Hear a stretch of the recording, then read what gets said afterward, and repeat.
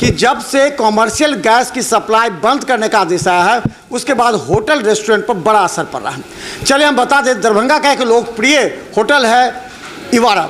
Hotel इवारा में हम पहुँचे हैं और यहाँ पर आपको देखिए ये किचन है। जैसे देखिए गौर से, किचन की हालात ये है कि पहले जितने कॉमर्शियल सिलेंडर थे वो अब बंद हो गए हैं।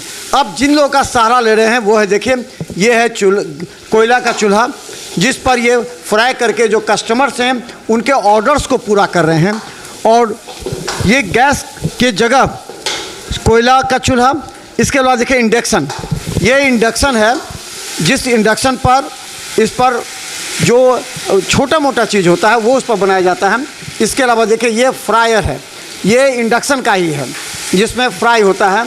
तो पहले छोटे मोटे चीज़ को तैयार करते हैं साफ़ सफाई के साथ, और उसके बाद जब ग्रेवी बनाना होता है तब देखिए कोयले का चूल्हे का सहारा लिया जाता है।